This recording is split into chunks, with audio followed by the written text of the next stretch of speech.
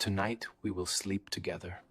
Mandatory business trip. Fully booked hotel. 1 room and only 1 bed. Dante Moretti, a mafia boss who hadn't grown attached to anyone in 15 years, never imagined sharing a bed with his secretary because it would test a self-control he didn't trust himself to have. And he truly didn't, because what happened that night would change everything. Welcome to my library. I'm Lena, and our story is just beginning. The hotel receptionist looks at us like we're a problem she doesn't have time to solve. I'm very sorry, but due to the conference in town, we're completely booked. The system shows only 1 room available under your reservation. She's typing rapidly, not making eye contact, which tells me she's already decided this isn't her fault and therefore not her problem to fix. Dante doesn't react visibly, but I feel the shift in his energy beside me. That particular stillness that means he's calculating his next move, while everyone else is still processing the current situation. He's been my boss for exactly 6 months, and in that time I've learned to read his silences better than most people read entire conversations. 1 room. His voice is flat, not a question. A statement that carries weight the receptionist doesn't fully understand. And with how many beds? 1 king bed, sir. It's our executive suite. Very spacious. Separate sitting area. I can have a cot brought up if... No cot. He cuts her off with precision that suggests the conversation is over before she realizes it started. We'll take it. Send up my luggage. Then he's walking toward the elevators without checking if I'm following, which I am because apparently my body has decided that trailing after Dante Moretti like an obedient employee is more important than standing in the lobby, having an existential crisis about sharing a bedroom with a man who barely acknowledges my existence most days. I catch up to him just as the elevator doors open. We step inside. The doors close. We're alone in a small metal box, and the silence is so heavy I can feel it pressing against my chest, making breathing feel like work instead of reflex. I can find another hotel. The words come out before I can stop them. This is uncomfortable. We can just...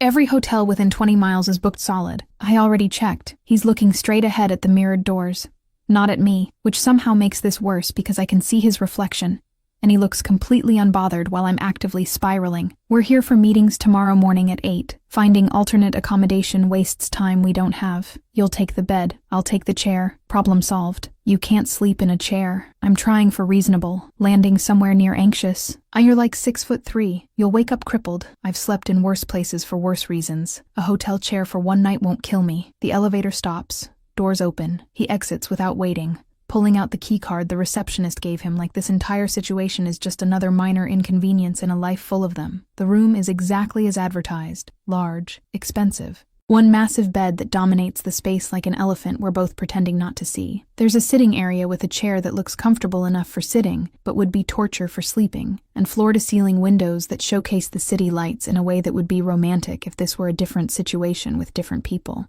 Dante sets his briefcase down methodically, removes his jacket with the same controlled precision he applies to everything, and I'm trying very hard not to notice how his shirt fits, or how his shoulders move, or any of the 1,000 small details I've been actively not noticing for 6 months because noticing them feels dangerous in ways I can't articulate. Bathroom's there. He gestures vaguely. Take it first. I have calls to make. He's already pulling out his phone, dismissing me, and I should be relieved.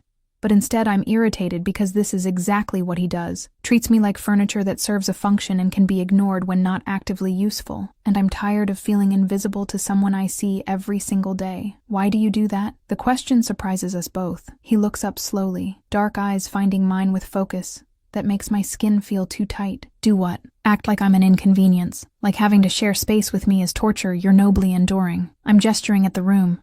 At him.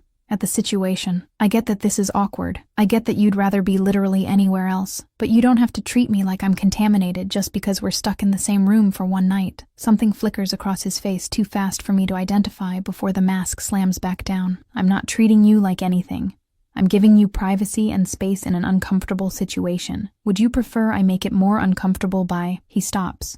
Jaw tightening. Forget it. Use the bathroom. I have work to do. By what? I'm not letting this go, even though every self-preservation instinct is screaming at me to shut up and stop poking the dangerous man. Finish the sentence. Make it more uncomfortable by what, exactly? By acknowledging that sharing a bedroom with you is the last thing I should be doing. The words come out harsh, honest in a way that steals my breath. By admitting that the reason I'm sleeping in that chair isn't chivalry, it's self-preservation. By saying out loud that you being near me is a problem I don't know how to solve without crossing lines, I've spent 6 months very carefully not crossing.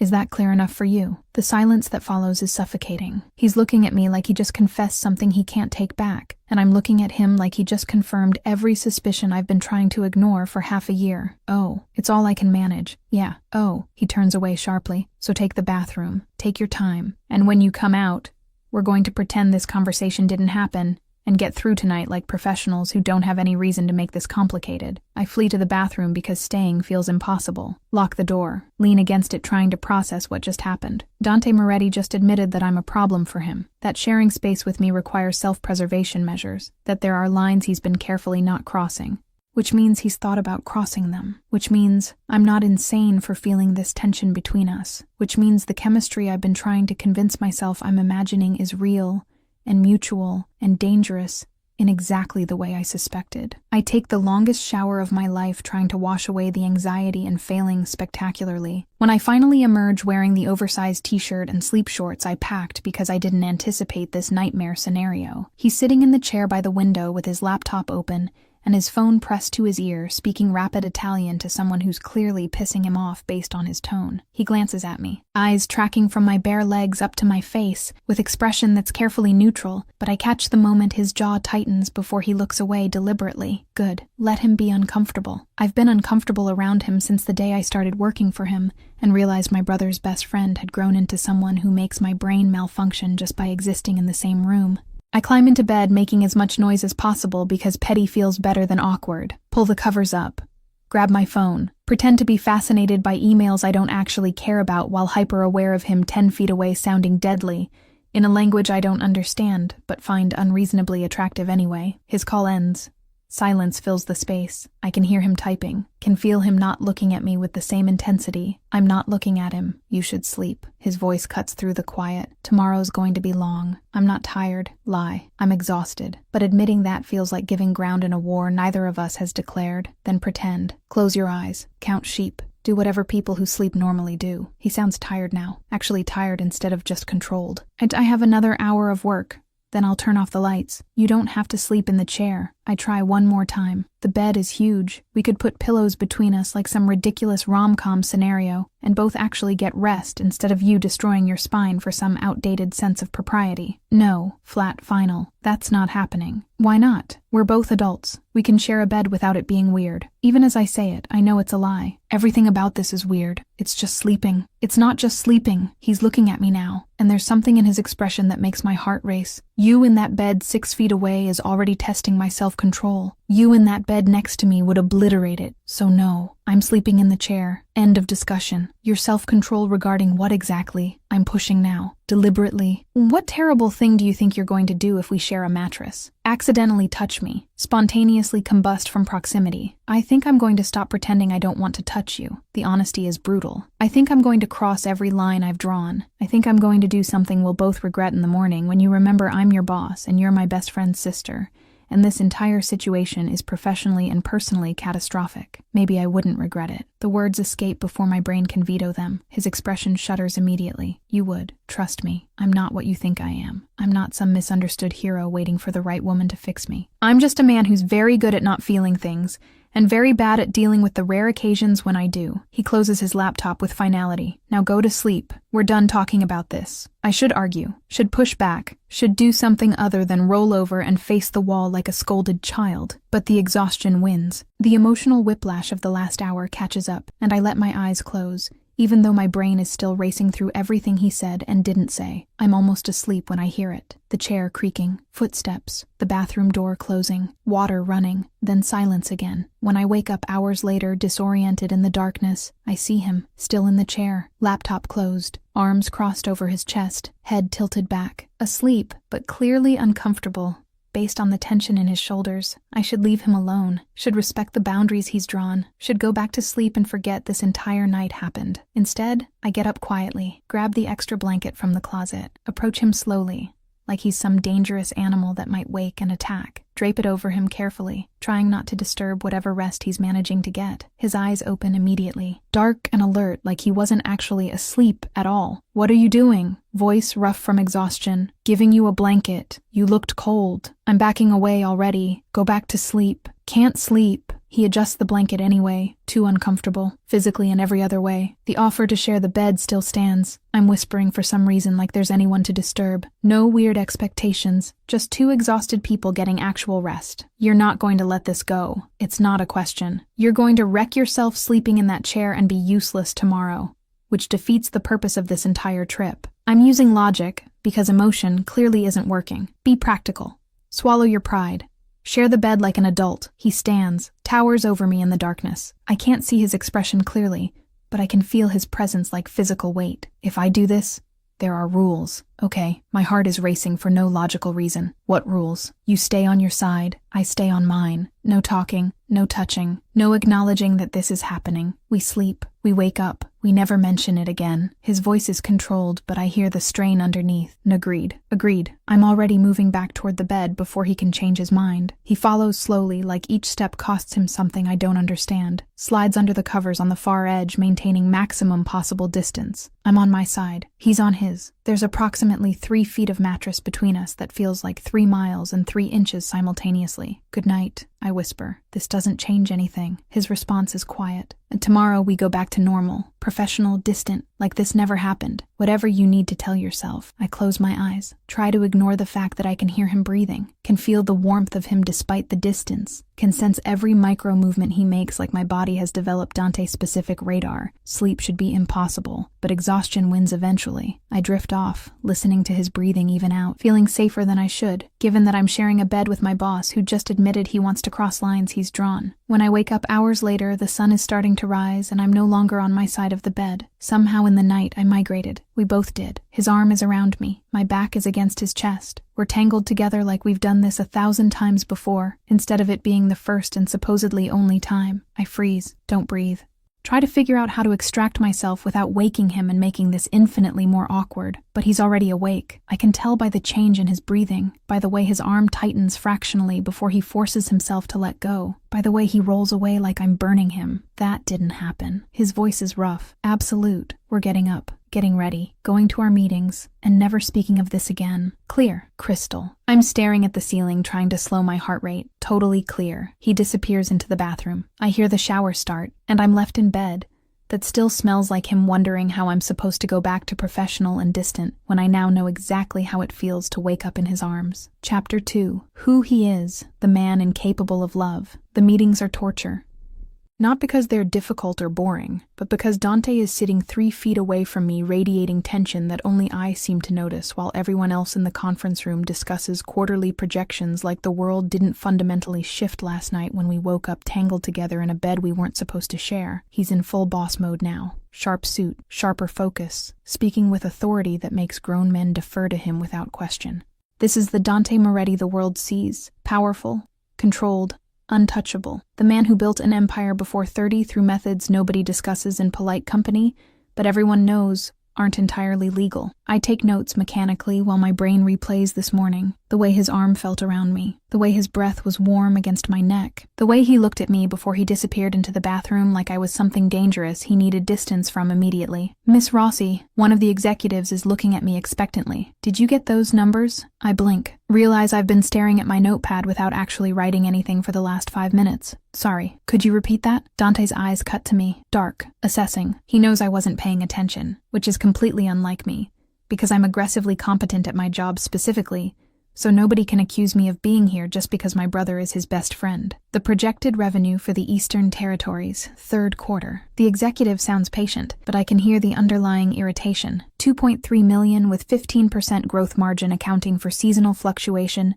and new market penetration. The numbers come automatically, because I did actually read the preliminary reports, even if I'm currently too distracted to remember doing it. Adjusted for currency exchange and political instability in 2 of the key regions, we're looking at closer to 2.1 conservative estimate. The executive nods, satisfied, returns his attention to Dante, who's still looking at me with expression I can't read, but feel like pressure against my skin. The meeting continues. I focus, take actual notes, contribute when asked, play my role perfectly because that's what I do. Be so good at the job that nobody can question why I'm here. When it finally ends 3 hours later, I'm exhausted in ways that have nothing to do with the actual work. Dante dismisses everyone with efficiency that suggests he's done with social interaction for the day. They file out. I start gathering my materials. Stay. One word. Quiet. Absolute. I freeze mid-motion. The door closes behind the last executive. We're alone. He's still sitting at the head of the conference table, looking at me with focus that makes my pulse spike. You weren't paying attention earlier. Not accusatory. Just stating fact. That's not like you. What's wrong? Nothing's wrong. I was just distracted. I'm standing now. Putting distance between us like that will help. Won't happen again. Distracted by what? He leans back in his chair, studying me. The meetings, the presentations, or the fact that we woke up this morning in a position I specifically said wouldn't happen. You said we weren't going to talk about that. I'm gripping my notepad too tight. You said we were going back to normal and pretending it didn't happen. I said a lot of things. Doesn't mean they're working. He stands, moves around the table with that predatory grace that always makes me aware of exactly how dangerous he is even when he's being perfectly civil. You've been different all morning. Jumpy. Unfocused. I need to know if that's going to be a problem. A problem for what? Your business operations? Your carefully maintained professional distance? I'm getting defensive now. I'm fine. I'm doing my job. What more do you want? I want you to be honest about whether sharing that bed last night affected you the same way it affected me. He's close now. Too close. Because if it did, we need to address it. If it didn't, I need to know that too so I can stop wondering. How did it affect you? The question comes out quieter than I intended. Since we're being honest, his jaw tightens. It made me realize that 6 months of maintaining professional boundaries has been significantly harder than I've been admitting to myself. It made me understand that the reason I've been so careful about not being alone with you has nothing to do with propriety and everything to do with not trusting myself around you. It made me want things I have no business wanting from someone who works for me and is connected to my family in ways that make this impossible. The confession hangs between us. Heavy, dangerous. True. I don't understand you. I'm shaking my head. You spend 6 months treating me like I'm invisible except when you need something work-related. Then you admit you want me. Then you pull back and act cold. What am I supposed to do with that? How am I supposed to interpret mixed signals that would confuse a professional cryptographer? You're supposed to stay away from me. He says it like he's trying to convince himself as much as me. You're supposed to recognize that I'm not good for you. That I'm not capable of giving you whatever it is you think you want from me. That I'm broken in ways that don't get fixed by proximity or patience or any other thing women seem to think will transform men like me into acceptable partners. Who said I want you as a partner? I'm getting angry now. You're the one making assumptions about what I want. Maybe I just want you to stop being hot and cold. Maybe I just want consistent professional treatment instead of this emotional whiplash where you're protective 1 minute and glacial the next. I'm protective because you're important to my family. You're Marco's sister. You're married into my family through your brother and my sister. I have obligation to ensure your safety and well-being. That's not personal. That's responsibility. His voice is controlled, but I hear the strain. The glacial part is me trying very hard not to make this personal, when everything about you makes me want to abandon every rule I've set for myself. What rules? I'm searching his face for answers. What are you so afraid of? I'm not afraid, I'm practical. But something flickers in his expression that contradicts the words. I know what I am. I know what I'm capable of and what I'm not. And relationships, feelings, emotional vulnerability, those things aren't in my skill set. I don't do love. Don't do commitment beyond contractual obligations. Don't do any of the things that normal people seem to need from each other. Why not? I'm pushing now. Deliberately. What happened that made you this way? And don't tell me nothing because people aren't born this closed off. Something made you decide that feeling things is weakness. He's quiet for so long I think he's not going to answer. Then, I was 15 when my parents died. Car accident. Instant. 1 minute I had a family and future, and the next I was standing in a hospital being told I was the adult now. Had to take care of my sister who was 12 and terrified. Had to figure out how to keep us fed and housed when we had nothing. Had to grow up overnight.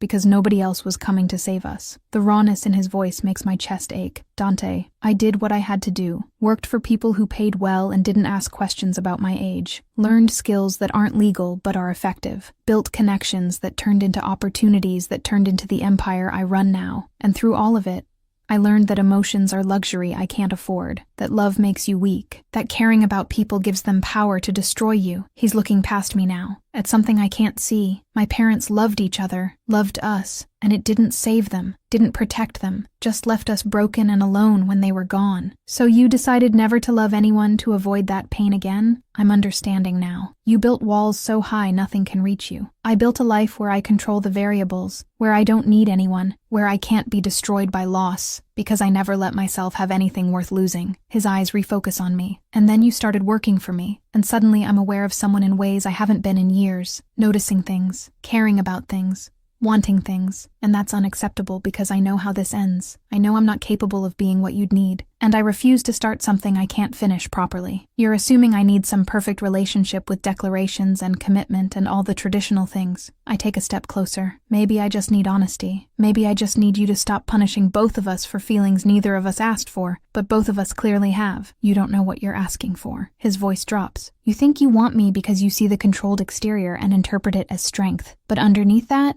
I'm just someone who's been surviving so long I've forgotten how to actually live. I sleep with women whose names I don't remember.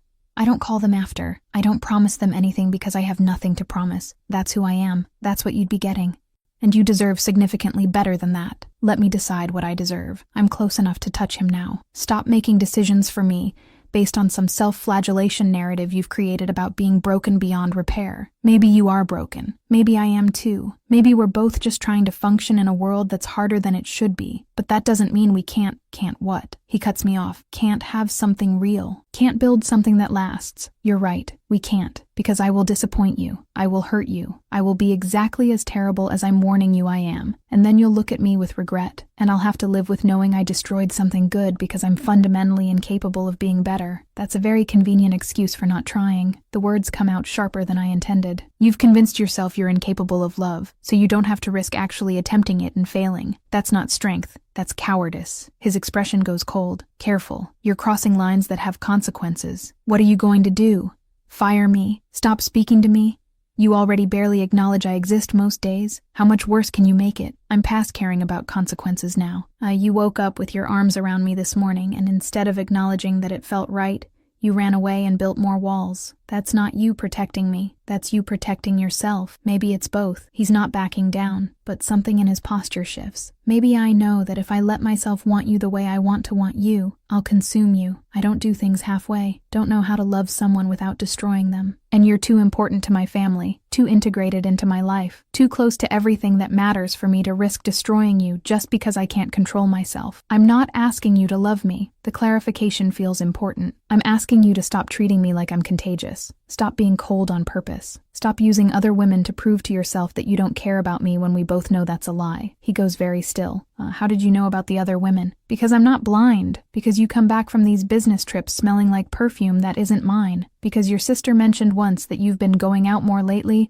and it doesn't take a genius to figure out why. I'm fighting to keep my voice steady. You sleep with them to punish yourself for wanting me, to prove you're exactly as terrible as you claim. And it works until it doesn't. And then you come back and treat me like I'm furniture again. You're not furniture. His voice is rough. You're the opposite of furniture. You're the thing I can't stop noticing. The person who makes every room feel different just by being in it. The woman who's made me question every rule I've built over 15 years of carefully not feeling things. He closes the remaining distance between us, and that terrifies me more than anything I've faced building this empire, because I know how to handle threats and competition and violence. I don't know how to handle you. So don't handle me. Just be honest with me. I'm looking up at him. Stop running.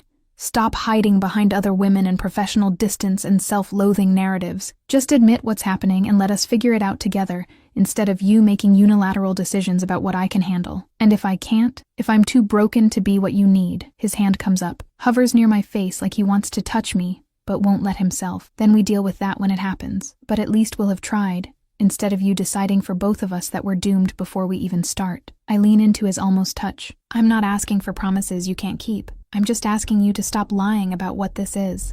Stop pretending you don't feel it. Stop making me feel crazy for noticing what's clearly mutual. It is mutual. The admission sounds painful. It's been mutual since the day you started working for me.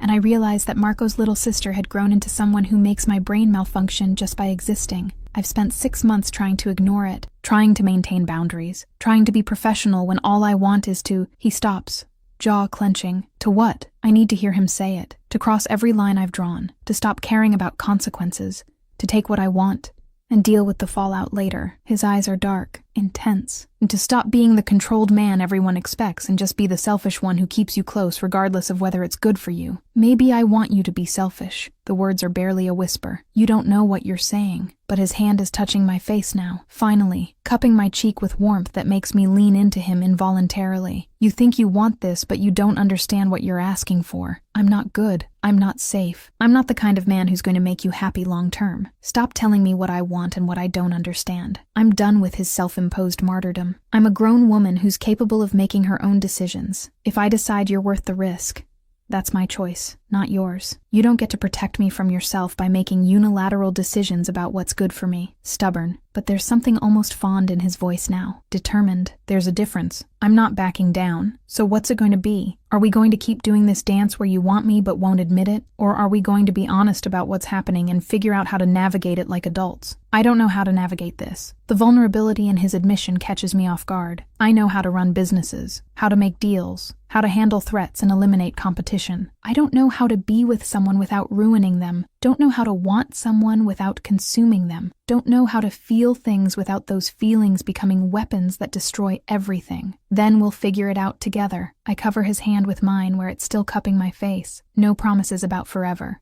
No expectations about what this becomes. Just honesty about what it is right now. Can you do that? He's quiet, studying my face like he's looking for something. Then, I can try. But when this goes wrong, when I prove myself to be exactly as incapable of this as I'm warning you I am, don't say I didn't tell you. Deal. I'm smiling despite the seriousness of the conversation. Now can we please stop having emotionally intense conversations in conference rooms and go get lunch like normal people who aren't having a crisis? His expression shifts, something almost resembling a smile. You think we're normal people? No, but we can pretend for an hour. I'm starving, and you're going to buy me expensive food as apology for being emotionally constipated for 6 months. Emotionally constipated. He repeats the words like he's testing them. And that's your professional assessment. That's my personal observation based on extensive exposure to your interpersonal skills, which are exceptional professionally and disastrous personally. I'm pulling away from his touch, even though it costs me. Now feed me before I start making more accurate observations you'll like even less. This is a terrible idea, but he's already moving toward the door, getting involved with you, admitting I want to. All of it, probably. But we're doing it anyway, so you might as well embrace the terrible idea and at least get good Italian food out of it. I'm gathering my things. Unless you're having second thoughts already, in which case we can go back to professional distance and pretend this conversation didn't happen. No second thoughts. Just first, third, and fourth thoughts.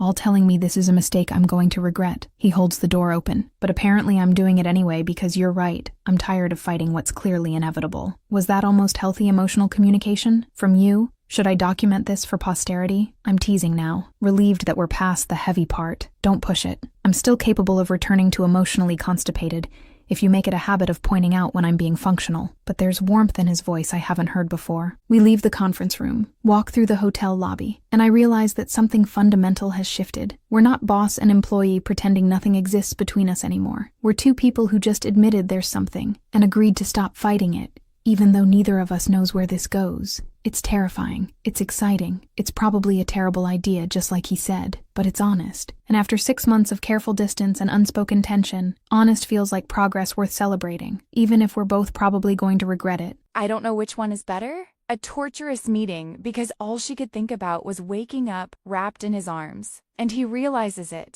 When she says, "You're a coward, not strong." The first person to call him a coward and survive, LOL. Chapter 3. Who She Is. The Presence That Disarms. Lunch is surprisingly normal considering we just had an entire emotional crisis in a conference room. Dante takes me to a small Italian place tucked away from the main tourist areas, the kind of restaurant that doesn't advertise because the people who need to know about it already do. We're seated immediately despite the lunch rush, which tells me he's either been here before, or his reputation precedes him in ways that make hostesses very accommodating. You come here often. I'm looking at the menu, which is entirely in Italian, and might as well be hieroglyphics for all I can decipher. When I'm in the city for business, the owner is from my father's hometown. Knew my family before. He stops, redirects, before everything changed. He doesn't ask questions about what I do now. I don't ask questions about how he sources his ingredients. Mutually beneficial arrangement. That's a very diplomatic way of saying you both operate in gray areas, and have agreed not to judge each other for it. I set down the menu. What do you recommend for someone who can't read Italian and is trying very hard not to look like a complete tourist? The ossobuco is excellent. Also the carbonara if you want something more traditional. He's not looking at his menu. Already knows what he wants. And for someone who's trying not to look like a tourist,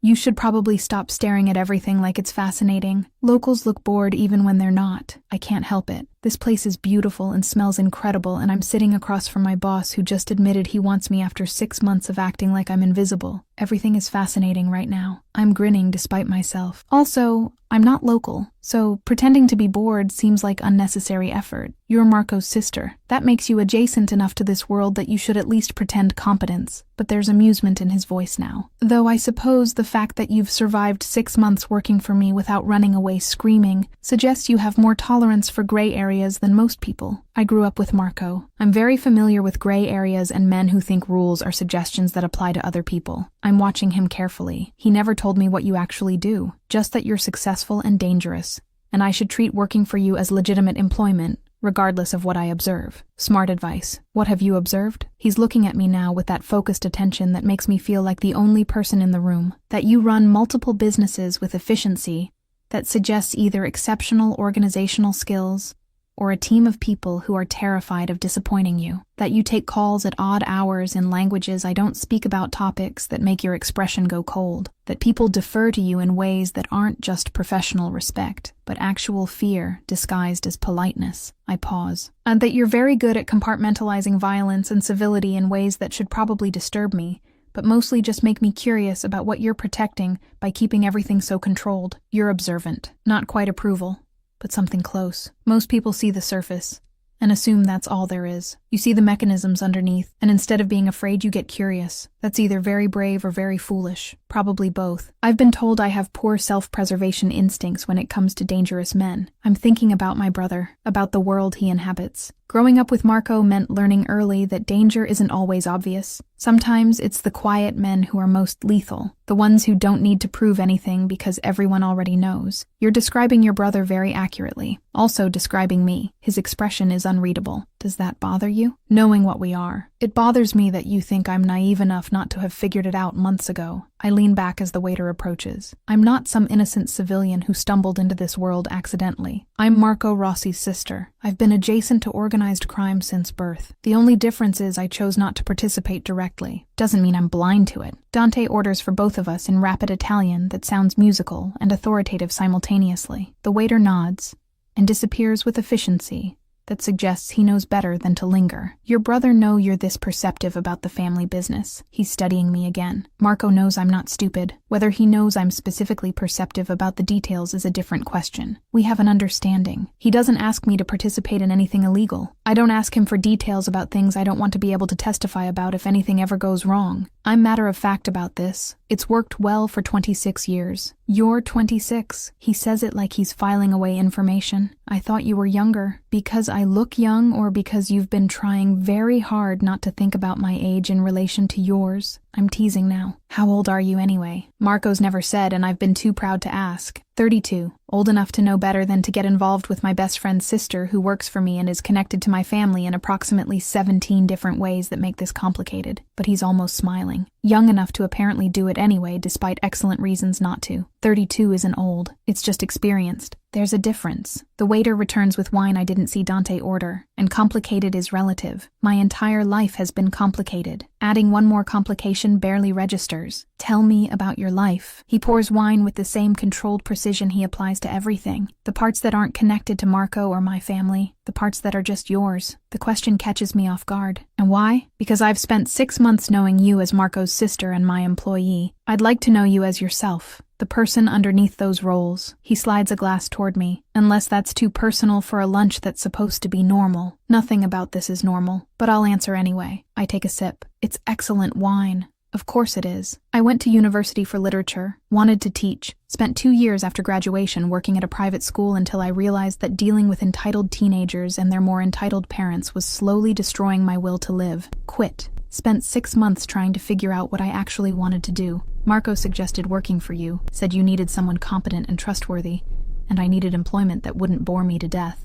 And has it bored you to death? He's genuinely asking. No. It's been the opposite of boring. Challenging in ways I didn't expect. You're demanding but fair. Complicated but consistent. You expect excellence, but you're also the best boss I've ever had in terms of actually respecting my time and capabilities. I'm being honest now. The only difficult part has been pretending I don't notice you. That's been exhausting. You've noticed me. Not a question. A statement that carries weight. Since day one. Kind of hard not to when you're tall and intense and occupying the same space. But I'm professional enough to keep it to myself and do my job without making it weird. I meet his eyes directly. Until last night, when the hotel forced the issue, and apparently neither of us is good enough at pretending anymore. Last night was a mistake that I don't regret. He's choosing words carefully. The situation was a mistake. Being that close to you was inevitable given the circumstances. What I regret is that it took forced proximity for me to admit what I should have addressed months ago, which is, I want to hear him say it again, need the confirmation that I didn't imagine this morning's conversation, that I'm attracted to you in ways that are inappropriate given our professional relationship and family connections, that I've been fighting it because I thought fighting it was the right thing to do, that I'm done fighting it because you're right. We're both adults who can navigate complicated situations if we're honest about them. He pauses, and that I'm still terrified this is going to end badly,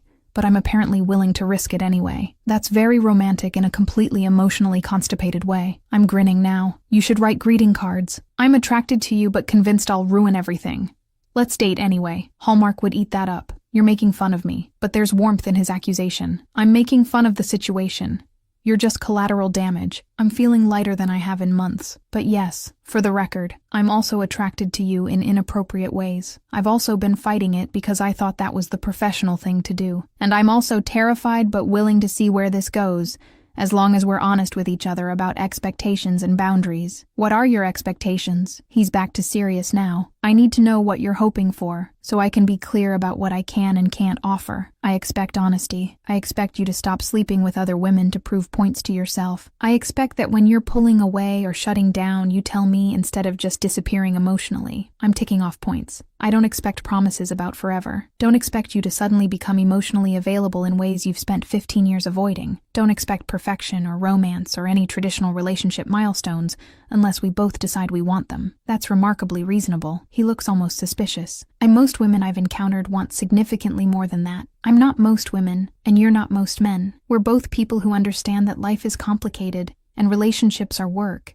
And sometimes the best you can do is be honest, and try not to hurt each other unnecessarily. I'm watching his reaction. Does that work for you? Or do you need me to have higher maintenance expectations so you can fulfill your narrative about being terrible at this? You're calling me out. There's something almost fond in his observation. Someone has to. You've been operating under the assumption that you're damaged beyond repair for so long that you've forgotten to check if it's actually true, or just a convenient excuse. I'm not backing down. Maybe you are terrible at relationships. Maybe you will disappoint me, but maybe you won't. Maybe we'll figure out how to make this work despite all the complications. Won't know unless we try. When did you get so wise about relationships? He's genuinely curious. I'm not wise about relationships. I've had exactly 2 serious boyfriends, and both ended badly for different reasons. But I've watched enough people self-sabotage out of fear to recognize the pattern when I see it. I'm thinking about my brother, about the way he avoided my sister-in-law for months, before finally admitting he loved her. You Moretti men are all the same, convinced you're too dangerous or too broken or too something to deserve happiness. So you push away anything good until someone forces the issue and makes you deal with your feelings like adults. You're comparing me to your brother. He sounds amused and offended simultaneously. You're his best friend. You've known each other since you were teenagers. You built your empires together. Of course you have similar emotional damage and coping mechanisms. I'm grinning at his expression. Don't look so surprised. It's not exactly subtle. The closed-off exterior, the overprotectiveness toward family, the conviction that love is weakness. Marco had all the same issues until Isabella refused to let him keep pushing her away. Isabella is exceptional. She's also significantly more patient than most people would be with Marco's nonsense. There's affection in his voice when he mentions my sister-in-law. You think you're going to be that patient with me? I think I'm going to call you on your nonsense when you're being ridiculous and give you space when you need it,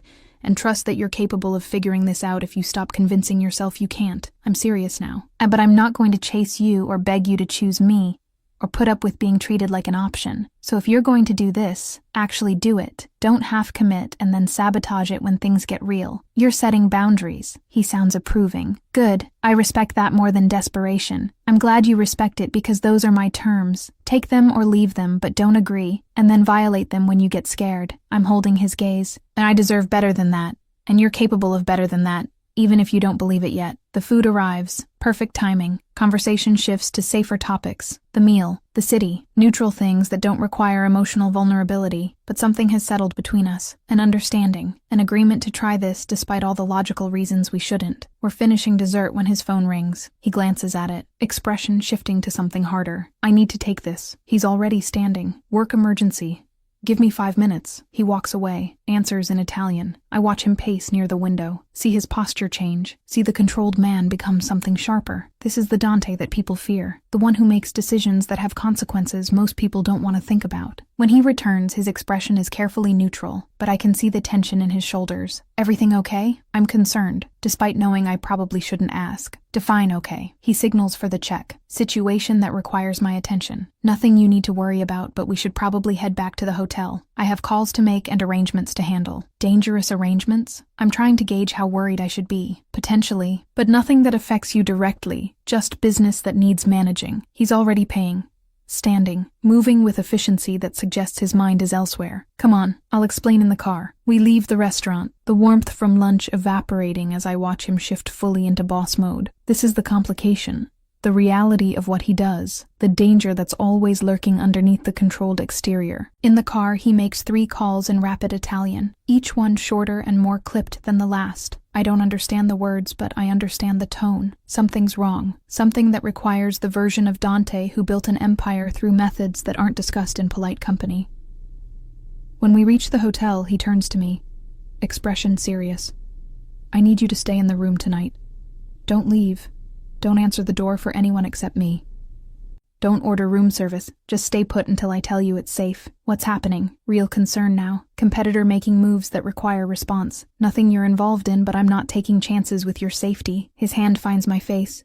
Brief touch. Promise me you'll stay in the room. Promise me you won't do anything stupid like trying to help or investigate or any of the brave, foolish things you'd normally do. I promise. I'm searching his expression for clues about how dangerous this actually is. But you'll be careful too, right? You'll come back. I'll come back. He says it with certainty that should be reassuring, but somehow isn't. Lock the door behind me. Don't open it for anyone. I'll text you when I'm on my way up. Then he's gone, leaving me alone in a hotel room trying not to panic about what kind of situation requires this level of precaution. Trying not to think about the fact that the man I just agreed to try dating with is currently handling something dangerous enough that he's worried about collateral damage reaching me. This is the reality. This is what being involved with Dante Moretti actually means. Not just the chemistry and the complicated feelings, but the danger, the violence, the world he operates in that doesn't follow normal rules. And I just promised to stay put and trust him to come back. I hope I didn't just make a terrible mistake. Chapter 4. Cold on purpose. He doesn't come back that night. I wait in the hotel room like he told me to, watching the clock tick past midnight, past 2 a.m., past the point where waiting stops being patience and starts being fear. My phone stays silent except for one text at 11 p.m. that just says, handling it, stay put, safe, safe. What a relative term when the man who promised to come back is somewhere doing things I can't let myself think too hard about, because thinking about them makes my chest tight with anxiety. I'm not entitled to feel after knowing him for 6 months and dating him for approximately 12 hours. I fall asleep sometime around 3, still fully dressed on top of the covers because getting comfortable feels like giving up on him returning tonight. When I wake up, it's 7 a.m., and there's a note on the nightstand in his sharp handwriting. Had to leave early. Car will take you to the airport at noon. See you back in the city. D. That's it. No explanation, no apology, no acknowledgement that he disappeared for an entire night after telling me to stay put and wait. Just clinical instructions delivered with the emotional warmth of a business memo. I stare at the note trying to decide if I'm angry or hurt, or just disappointed that we lasted exactly 1 day before he reverted to the closed-off version of himself I thought we'd moved past yesterday. The car arrives precisely at noon. Professional driver who doesn't make conversation. Drops me at the airport. I fly home alone on the company jet, trying very hard not to spiral about what this means. Whether yesterday was real, or just temporary honesty that evaporated the moment real life intruded. Back in the city, I go straight to my apartment, take a shower, try to wash away the feeling that I just got played by a man who warned me he was incapable of this, and then proved himself right at the first opportunity. My phone rings. Marco, of course. Brother radar that activates whenever I'm having a crisis. How was the trip? He sounds casual, but I know him well enough to hear the underlying concern. Productive. Meetings went well. I'm back now. I'm not telling him about Dante. Not telling him about the hotel room, or the conversation, or the night Dante disappeared. Why are you calling? Can't a brother check on his sister without ulterior motive? But he's a terrible liar. Also, Dante called. Said you did excellent work on the trip. Wanted to make sure I knew you were handling the job well. Dante called Marco to compliment my work performance. Of course he did. Professional distance reestablished. Lines redrawn. Everything back to normal like yesterday never happened. That's nice of him. I'm keeping my voice neutral. Anything else? You sound weird. What happened? Marco's protective instincts activating. Did Dante do something? Say something. I swear to God, if he was inappropriate, he was perfectly professional. Nothing happened. I'm just tired from traveling. The lies taste bitter. I'm gonna go. Need to catch up on sleep. Okay. But Gia, if something's wrong, nothing's wrong. I'll see you Sunday for dinner. Tell Isabella I'll bring dessert. I hang up before he can push harder. I don't hear from Dante for 3 days. 3 days of radio silence, except for work emails that are clipped and professional and completely devoid of any warmth or acknowledgement that we had multiple emotionally significant conversations 48 hours ago. When I finally see him again, it's Monday morning in the office. He's already there when I arrive at 8, sitting behind his desk looking like he's been there for hours. He glances up when I enter. Expression completely neutral. Good morning. I need the quarterly reports by noon. Also, schedule a meeting with the Eastern Territory managers for Friday. Conference room B, 10 a.m. Back to pure business. And call Marco. He's been asking about some contract I apparently promised to look at and haven't. Handle it. Good morning to you too. I'm setting down my bag with more force than necessary. Anything else? Coffee? Soul-crushing emotional distance? More instructions delivered without basic human courtesy. His jaw tightens. I'm busy. Can we do this later? Do what later? Have a conversation like adults. Acknowledge that we had an entire emotional breakthrough 4 days ago that you're now pretending didn't happen. I'm not letting this go. Or should I just accept that you've reverted to being cold and distant and treat Friday like a fever dream I imagined? I'm not cold. I'm focused on work, but he won't look at me. We had conversations. I acknowledged them. Now we're back to professional environment where those conversations aren't relevant. Not relevant. I repeat the words like they're toxic. The part where you admitted you wanted me isn't relevant. The part where we agreed to try figuring this out isn't relevant. Or is it just convenient to pretend none of that matters now that you've had time to talk yourself out of it? I haven't talked myself out of anything. I've had 3 days of handling a situation that required my complete attention. I'm exhausted. I'm behind on work, and I don't have bandwidth for emotional conversations before 9 a.m. He's finally looking at me, and there's something in his expression that might be guilt. Can we please just focus on work today and deal with everything else later? When is later? When you've had time to build more walls. When you've convinced yourself this was a mistake and I'm better off if you push me away. I'm angrier than I should be, because anger is easier than hurt. This is exactly what you do. Get close. Get scared. Pull back. Pretend nothing happened. I watched you do it for 6 months before Friday. I'm not watching you do it again now that I know what it is. I'm not pulling back. I'm managing priorities. There's a difference, but his voice lacks conviction. Really? Because from here, it looks exactly like pulling back. You disappeared for an entire night without explanation. Came back and left before I woke up. Sent me home alone. Didn't call for 3 days. And now you're acting like I'm being unreasonable for expecting basic human communication. I'm gripping the edge of his desk. If you've changed your mind about this, just say so. Don't make me feel crazy for expecting you to follow through on things you said. I haven't changed my mind. He stands abruptly, comes around the desk. I've been dealing with a threat that almost got violent. I've been managing fallout that required constant attention. I've been trying to keep you safe by keeping you separate from the mess. That's not pulling back. That's protecting you. I don't need you to protect me from reality. I need you to communicate with me about what's happening so I'm not left wondering if you're alive or dead or just decided I'm not worth the effort. My voice cracks. One text. That's all it would have taken. One actual conversation instead of clinical instructions. But you couldn't even manage that, because this is what you do when things get real. You shut down and retreat and make it impossible for anyone to actually reach you. You're right. The admission catches me off guard. I handled it badly. I reverted to old patterns of dealing with stress by compartmentalizing everything and shutting people out. I'm sorry. That wasn't fair to you. No, it wasn't. I'm still angry, but the apology takes some edge off. You can't do that. You can't promise to try and then disappear the first time things get complicated. That's not trying. That's sabotaging before you even start. I know. He runs his hand through his hair. First sign of actual agitation. I know I did exactly what you told me not to do. I know I proved you right about my patterns. I know I'm terrible at this, but I didn't pull back because I changed my mind about wanting you. I pulled back because I was dealing with something dangerous,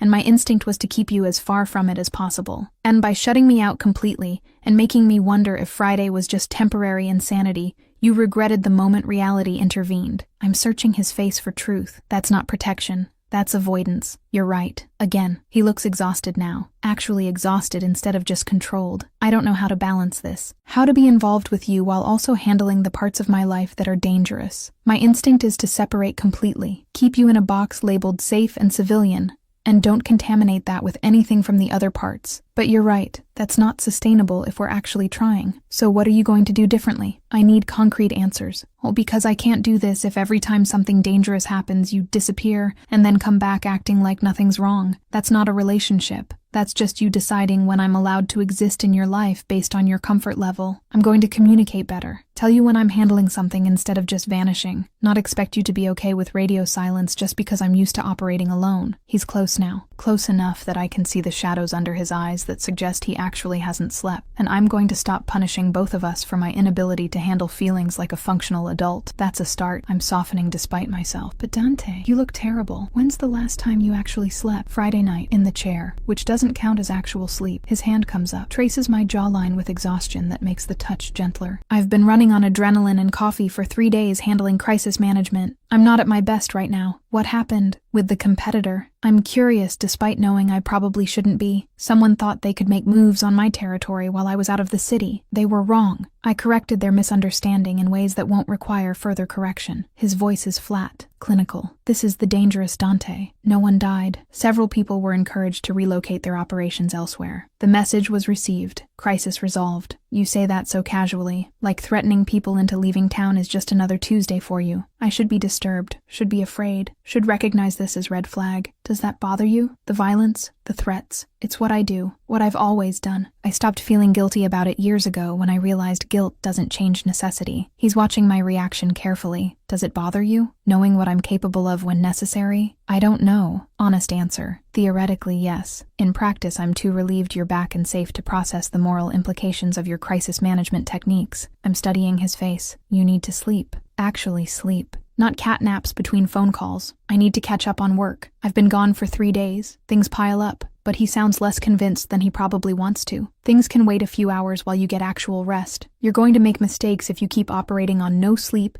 and that's dangerous in your line of work. I'm using logic because emotion clearly isn't working. Go home. Sleep. Come back tomorrow actually functional instead of running on fumes and stubbornness. You're very bossy for someone who works for me, but there's warmth in the observation. Someone has to be. You're clearly incapable of basic self-care. I'm pushing him toward the door. Go. Sleep. I'll handle the quarterly reports and reschedule anything urgent. The Eastern Territory managers can wait until next week. Nothing is so important it can't survive you being unconscious for 8 hours. You're managing me. He sounds amused and tired. Taking charge. Being competent. It's very attractive and also very annoying because you're right, and I don't want to admit it. Get used to it. If we're doing this, I'm not watching you destroy yourself trying to prove you don't need anyone. I'm opening his office door. Now go. Before I call Marco and tell him you're being self-destructive and need intervention, you wouldn't, but he's moving toward the exit. Try me. I have no problem using your best friend as weapon if it means keeping you alive and functional. I'm completely serious. Go home. Sleep. Text me when you wake up so I know you're still breathing. Those are my terms. Bossy, but he's almost smiling. Fine. I'll go. I'll sleep. I'll text you. But we're continuing this conversation about boundaries and communication, when I'm actually capable of forming coherent thoughts. Looking forward to it. I'm watching him leave. And Dante, thank you for the apology, for acknowledging you handled it badly. That matters. He pauses at the door, looks back. I meant what I said Friday, about wanting to try. I'm just very bad at actually doing it. Be patient with me while I figure out how not to sabotage this every time something stressful happens. I can be patient, but I won't be a doormat. There's a difference. I'm holding his gaze. Now go before you fall asleep standing up and I have to explain to building security why my boss is unconscious in the hallway. He leaves. Finally, I watch him go and feel something settle in my chest. We fought. He apologized. We communicated like adults instead of him just shutting down and me accepting it. That's progress. Small progress, but progress nonetheless. My phone buzzes 6 hours later. Text from Dante. Slept for 5 hours. Woke up. Realized I'm still terrible at this, but willing to keep trying if you are. Also, you were right about needing sleep. Functional human now instead of zombie. Thank you for forcing the issue. I smile despite myself. Type back. Anytime. Someone has to keep you from self-destructing. Might as well be me since I'm apparently invested in your continued survival now. His response is immediate. Lucky me. Having someone invested in my survival who's also not afraid to call me on my nonsense. Should probably be more grateful than I am. You should. I'm delightful and patient and willing to put up with your emotional constipation. That's rare. I'm grinning now. Noted. Dinner tomorrow. Actual date. Not business. Not family obligation. Just us figuring out how to do this like normal people. We're not normal people. But yes, dinner tomorrow. You're paying since you're rich, and I'm your employee who deserves compensation for managing your self-destructive tendencies. Deal. Pick you up at 7. Wear something nice. I'm taking you somewhere that requires effort. Bossy. I send back his own word. You like it. He's right, but I'm not admitting it. I go back to work feeling lighter than I have in days. We're trying. Messily. Imperfectly. With setbacks and communication failures and patterns, we're both fighting, but we're trying. And for now, She demanded that he sleep like a functional adult. He obeyed. Cute texts afterward. Date scheduled. You're delicious and patient. Her. You're paying because you're rich and I deserve compensation. To me, sarcasm as a love language is elite, and theirs is perfect, in my humble opinion. Did you like them? Let me know, please. Chapter 5. The Failure in Control. Dinner is perfect until it isn't. Dante picks me up at 7 exactly, looking devastating in a dark suit that probably costs more than my monthly rent, and takes me to a restaurant I've only read about in magazines that profile places normal people can't afford. We're seated immediately at a private table near the windows overlooking the city, and for 2 hours I almost forget that dating him comes with complications beyond the usual relationship dynamics. We talk, about books and music and childhood memories that don't involve trauma or loss, about his sister Sophia and her husband, my brother, and how they're disgustingly happy in ways that make us both uncomfortable and envious simultaneously, about my failed teaching career and his complicated feelings about the empire he's built. Normal things, human things, the kind of conversation that makes me remember he's not just the dangerous, controlled man everyone fears, but also someone who has opinions about Italian neo-realism cinema and thinks pineapple on pizza is a crime against humanity. You're staring. He's amused.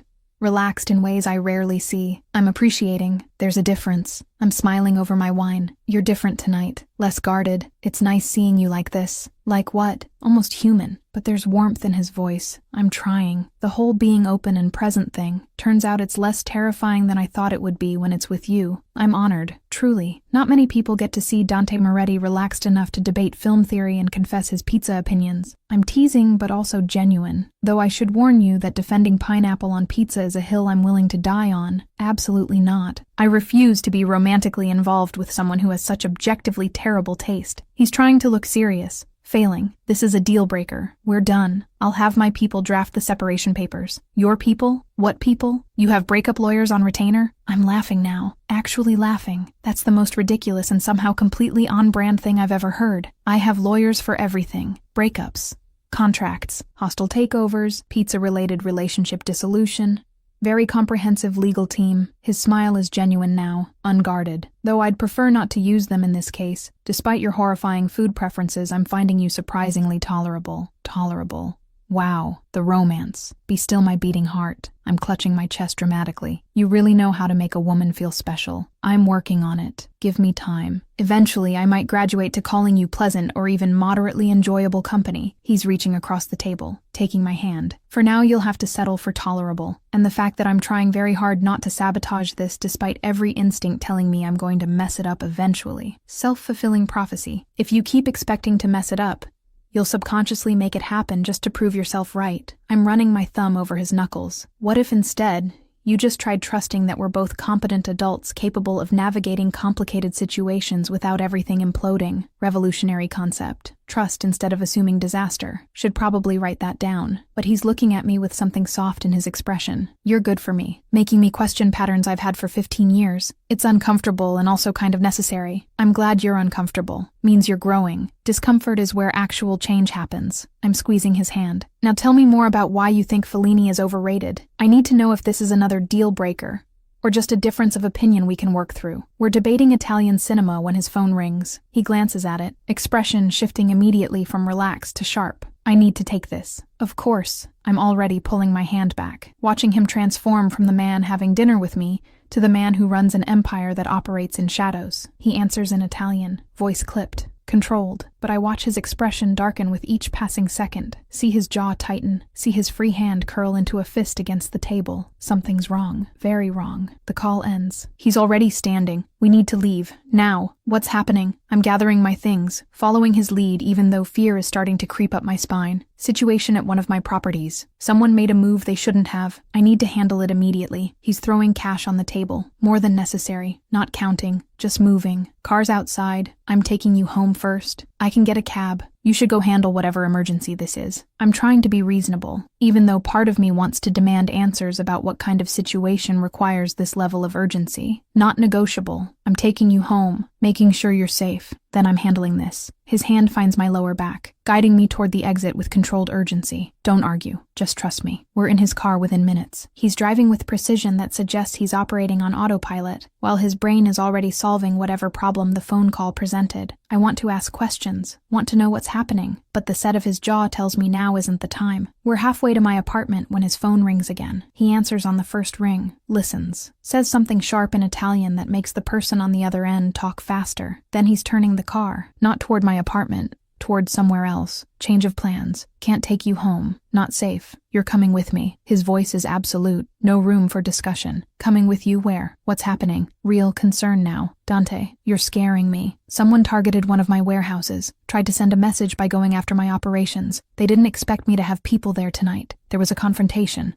Shots fired. One of my guys is injured, and the idiots who did it mentioned your name specifically. His hands are tight on the steering wheel. They know about you. Know you're connected to me, which means leaving you alone right now is the opposite of safe. My blood runs cold. They mentioned me by name. Said they'd send a message through Moretti's new girlfriend if I didn't back off their territory, which tells me they've been watching. They know about the hotel, about dinner tonight, about us. His voice is ice. So no, you're not going home alone. You're staying with me where I can ensure nothing happens to you while I handle this. Handle this how? I'm trying to process what he's saying. What are you going to do? What I always do when someone threatens what's mine. Make sure they understand the consequences of that mistake. He pulls into an underground garage I don't recognize. Private. Secure. Come on, upstairs. There are people waiting who'll stay with you while I deal with this. We take an elevator to a penthouse apartment I've never seen. Modern. Expensive. Clearly his based on the minimal decoration and the fact that he has keys. There are 2 men already there. Large. Armed. Professional in ways that make it clear they're not just decorative security. Stay here. Stay with them. Don't leave. Don't answer the door. Don't do anything except wait for me to come back. He's giving orders now, not asking. I'll be back as soon as this is handled. Few hours at most. You're just leaving me here with armed strangers. I'm not panicking. Not yet, but close. What am I supposed to do while you're gone doing dangerous things? You're supposed to stay alive and safe. That's all I need from you right now. His hands frame my face. I'm sorry. I'm sorry this is happening. I'm sorry I brought you into this. But I promise you're safe here. These men work for me. They'll protect you with their lives if necessary. Trust that even if you can't trust anything else, I trust you. I'm just terrified something's going to happen to you while you're out there making sure nothing happens to me. The honesty spills out. Be careful. Please, come back. I will. He kisses me. Hard. Quick. I always do. Now stay here. Let me handle this. Don't do anything brave or stupid. Just wait. Then he's gone, leaving me alone with 2 armed men who introduce themselves as Luca and Antonio in heavily accented English, and then proceed to position themselves by the windows and door like they're expecting an invasion. I sit on the couch trying to process the last 30 minutes. We were having dinner, laughing about pizza toppings, and now I'm in a safe house with bodyguards because someone threatened me to get to Dante. This is the reality. This is what his world actually looks like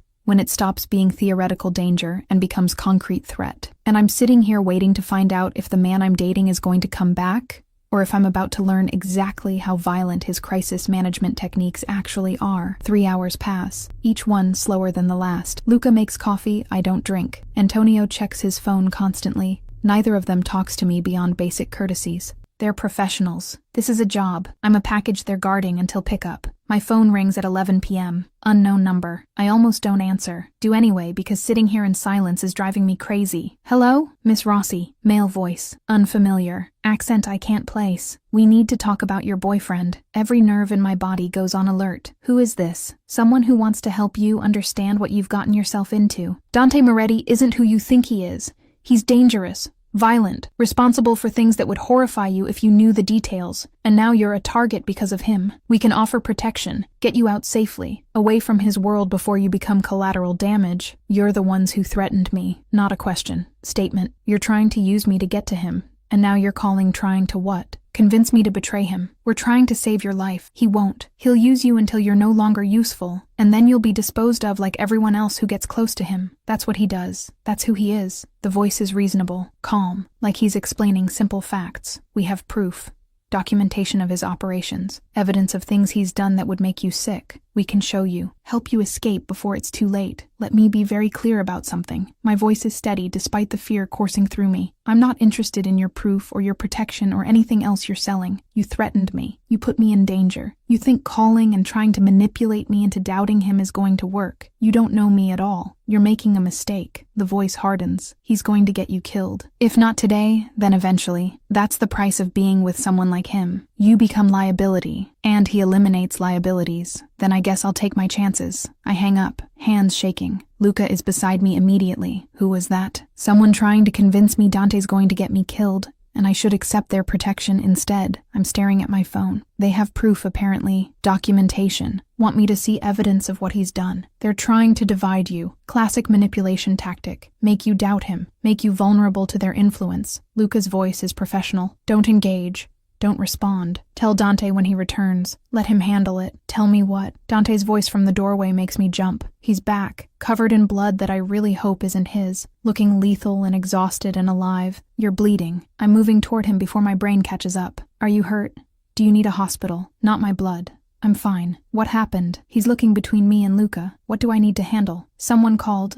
Unknown number. Tried to convince me you're dangerous and I should accept their protection. I'm examining him for injuries despite his assurance he's fine. He offered proof and documentation and everything. His expression goes absolutely dark. They called you directly, while you were under my protection, in my safe house. His voice is deadly quiet. Did they threaten you? No, just tried manipulation. Said you'd get me killed eventually, and they were trying to save me from becoming collateral damage. I'm meeting his eyes. I told them I'd take my chances with you, and hung up. Something flickers across his face. Surprise, maybe. Or relief. You defended me. To people trying to turn you against me. Of course I did. You think some random threat is going to make me doubt you after you just spent 3 hours handling a crisis specifically to keep me safe. I'm almost offended. I'm not that easy to manipulate. No, you're not. He pulls me against him despite the blood. You're loyal and brave and trusting me when you have every reason not to. That's either incredibly stupid or incredibly generous.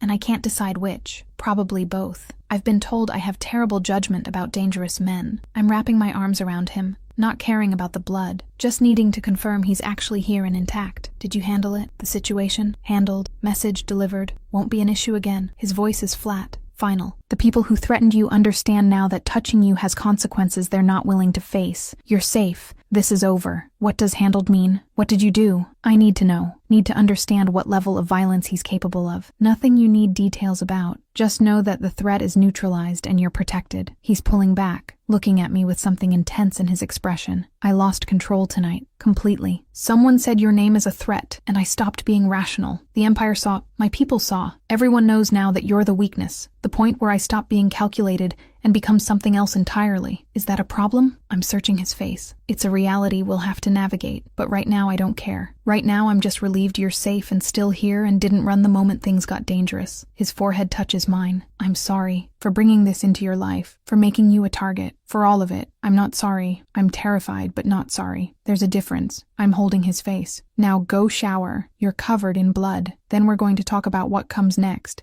and how we handle the fact that apparently everyone in your world knows I'm important to you now. Bossy, but he's smiling. I like it. You better, because I'm not going anywhere. You're stuck with me now. Blood and threats and dangerous men and Perfect dinner arguing about Fellini and pineapple on pizza. She defends it. He's horrified. And you? Team Isabella or Team Dante? Tell me in the comments. That way, I'll know you made it all the way here. Chapter 6. The night that wasn't supposed to happen. We don't leave the penthouse that night. Dante showers for 20 minutes while I sit on his couch trying to process everything that just happened. The phone call, the threats, the blood. The casual way he said the situation was handled, like neutralizing people who threatened me, is just another Tuesday evening activity. When he emerges, he's wearing sleep pants and nothing else, and I'm trying very hard not to notice the scars that map his torso like a history of violence. I don't fully understand. He catches me looking. Occupational hazards. 15 years of building an empire through methods that aren't OSHA compliant. He says it like he's commenting on the weather. Most of them are old. Few are recent. None of them matter. They all matter. I'm standing now, moving toward him before I can think better of it. Each one is a story, a moment where something could have gone differently, where you could have not come back. But I did come back, every time. I'm very good at surviving. His hand catches mine before I can touch the scar on his ribs. You don't want to know the stories behind them. Trust me. What if I do? What if I want to know all of it? The good and the terrible and everything in between. I'm looking up at him. You keep trying to protect me from reality, but I'm already in it. Already a target, already involved. Might as well know what I'm actually dealing with. He's quiet for a long moment. Then he releases my hand, steps back. Fine. You want stories? This one, he touches the scar on his ribs, is from when I was 17. Rival family decided the best way to send a message to my father's old associates was to target his orphaned son. 3 men, 1 knife. I survived. They didn't. That's when I learned that mercy is expensive and violence is effective. My breath catches, but I don't look away. Next one. This one, he touches his shoulder, is from when I was 22. Business deal gone wrong. Partner decided he'd rather kill me than honor our agreement. He shot. I didn't die. He did eventually. Slowly. That's when I learned to verify loyalty before trusting it. And this one, I'm touching a scar near his collarbone before he can stop me. Last year, someone thought they could take territory that wasn't theirs. Sent a message through violence. I returned the message with interest. This is what happens when you don't move fast enough and your opponent has better aim than you anticipated. His voice is completely flat. I was in the hospital for 3 days. Told everyone it was the flu. Only Sophia knew the truth. She was terrified. Made me promise to be more careful. I promised. Lied. Continued doing exactly what I've always done. Why? The question comes out broken. Why keep doing this? Why not just step back? Let someone else handle the dangerous parts. You have money, power. You could delegate the violence to people who don't have a sister who loves them. Because if I step back, someone else takes over, and they won't care about the rules I've established. They won't care about collateral damage or innocent civilians or any of the things I actually do care about despite what people think. He's looking at me now with intensity that steals breath. I built this empire to protect Sophia, to make sure we never went hungry again, to ensure no one could ever hurt us the way we were hurt when our parents died. And now it's bigger than that. Now it's hundreds of people who depend on me, families who need the income, operations that keep this city running in ways the legitimate world doesn't want to acknowledge, but absolutely needs. That's a very noble way of describing organized crime, but I'm not judging, just stating fact. It's the truth. I'm not a good man. I do terrible things, but I do them with purpose. I don't hurt civilians. I don't involve innocents. I don't create collateral damage unless absolutely necessary. And I keep worse people from operating in my territory because they don't share those scruples. He pauses. That's what you're involved with now. Not some romanticized version of danger. The actual reality of someone who's killed people and will do it again if necessary to protect what's his. I know, and I do. Have since the moment he told me to stay in the hotel room. I'm not naive enough to think you're some misunderstood anti-hero. I know what you are, what you do. The question is whether you can accept that I know, and I'm choosing to stay anyway. Why? He sounds genuinely confused. Why stay? Why choose this? You could have someone safe, someone normal, someone who doesn't come home covered in blood and trauma, because safe and normal sounds incredibly boring after knowing you. I'm closing the distance between us, because you're honest about what you are even when honesty makes you look terrible, because you protected me tonight without hesitation, because when I defended you to people trying to turn me against you, you looked at me like I'd given you something you didn't know you needed. You did. His hands find my face. You gave me loyalty I haven't earned, trust I don't deserve, the benefit of doubt when everyone else just assumes the worst. Maybe they're wrong to assume the worst. Maybe you're significantly better than you give yourself credit for. I'm standing on my toes now, and maybe the fact that you're constantly trying to warn me away from you proves you're not actually as terrible as you think you are. Or maybe it proves I know exactly how terrible I am, and I'm trying to give you a chance to escape before I prove it. But his forehead is resting against mine. Last chance. You can still walk away, go home, pretend tonight was wake-up call and make better choices. I don't want to make better choices. I want to make this choice. You, complicated and dangerous and emotionally constipated and all. I'm kissing him before he can argue. Now stop trying to save me from yourself and just accept that I'm staying. The kiss shifts, becomes something deeper, more desperate, like we're both trying to convince each other this is real. despite every logical reason it shouldn't be. His hands are in my hair. Mine are tracing the scars on his chest that tell stories I'm still learning. We're moving backward, toward his bedroom, neither of us stopping to question whether this is smart or too soon, or any of the reasonable concerns that should probably matter more than they do. We end up on his bed, tangled together, kissing like we're running out of time even though we have all night. His hands are everywhere. Mine are responding, and somewhere between the kissing and the touching, and the desperate need to be closer, we cross the line we've been dancing around for 6 months. It's not gentle, not romantic, not any of the things first times are supposed to be in romance novels. It's raw and honest, and fueled by adrenaline and fear, and the relief of both being alive when tonight could have gone very differently. It's him whispering my name like a prayer, me crying without meaning to, because this feels significant in ways I can't articulate. Both of us taking comfort in physical connection, when emotional connection feels too overwhelming to sustain. We're lying in the darkness, his arm around me, my head on his chest, listening to his heartbeat slow back to normal. That wasn't supposed to happen. His voice is rough. Not tonight. Not like this. You deserve better than sex that's mostly just trauma response and adrenaline. Stop deciding what I deserve. I wanted this. Wanted you. Still want you, even though you're right that timing was less than ideal. I'm tracing patterns on his chest. Unless you regret it, in which case we can absolutely pretend it didn't happen and go back to complicated sexual tension. I don't regret it. I regret that it happened after you were threatened, and I was covered in blood, and we're both running on fear and relief instead of actual desire. He's playing with my hair. You should have gotten romance. Flowers. Effort. Not whatever that was. That was honest. Raw. Real. I don't need romance. I need you to stop apologizing for things I chose to participate in. I shift to look at him. We're both adults. We both made this decision. You don't get to take responsibility for my choices just because you think you corrupted me or whatever narrative you're building. I did corrupt you. You were supposed to be safe, work for me, stay distant, maybe eventually move to a different job, and meet someone appropriate who doesn't come with a body count. His expression is pained. Instead, you're in my bed, after I dragged you into a crisis and disappeared for 3 hours to handle threats with violence. I'm in your bed because I chose to be here, because after 6 months of tension and 2 weeks of actually trying, I wanted this, wanted you, wanted to stop pretending there isn't something between us. I'm kissing him again, softer this time. Stop trying to save me from choices I'm making with full awareness of consequences. Stubborn, but he's pulling me closer. Determined. We've established there's a difference. I'm settling against him. Now can we please just sleep? I'm exhausted from being terrified and then relieved and then having excellent if somewhat emotionally complicated sex. My brain needs to shut down for approximately 8 hours. Excellent. There's amusement in his voice now. That's your review. Excellent. I was aiming for life-changing, but I'll settle for excellent. Don't fish for compliments.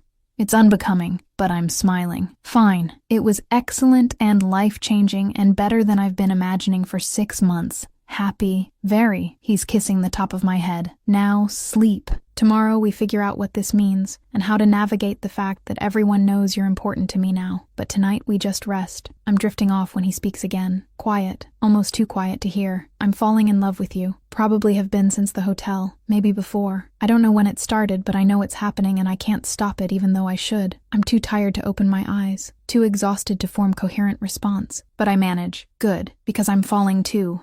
Have been for months. Just was waiting for you to catch up. His arms tighten around me. We're both terrible at this. Probably, but we're terrible together. That's something. I'm asleep before he can respond. When I wake up, the sun is streaming through windows I don't recognize, and Dante is already awake beside me, just watching me with expression I can't read. Morning. My voice is rough from sleep. How long have you been staring at me like a creep? 20 minutes. You snore. It's adorable and also kind of concerning. Might want to get that checked. He's almost smiling. Also, you talk in your sleep. Said something about pizza toppings and my terrible opinions. Even unconscious. You're argumentative. I stand by my sleep opinions. Pineapple on pizza is valid and you're wrong. I'm stretching. Becoming aware that I'm naked in his bed, and he's seen all of it in daylight now. What time is it? 8. I have meetings at 10. You have... He checks his phone. Nothing scheduled because I cleared your calendar when I realized you'd be staying here last night. His expression shifts to something more serious. We need to talk about what happens next. Can we talk about it after coffee? I'm not functional before caffeine. I'm already getting up. Looking for my clothes from last night. Where did my dress end up? Floor, somewhere. I'll find it. He's up too, moving with efficiency. But coffee first.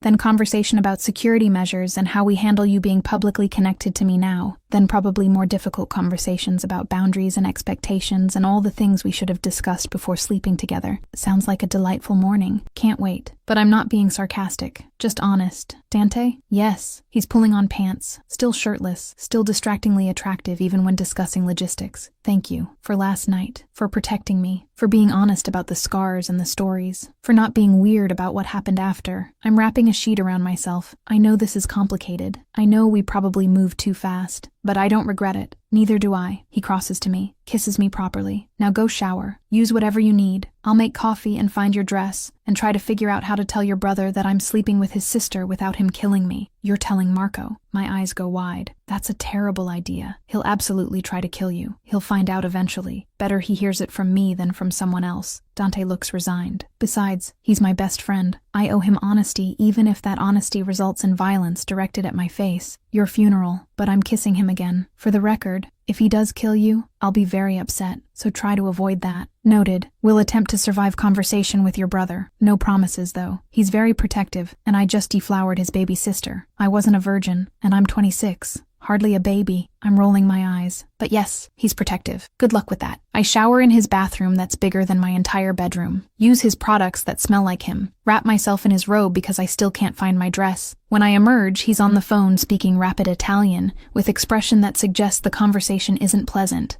He sees me.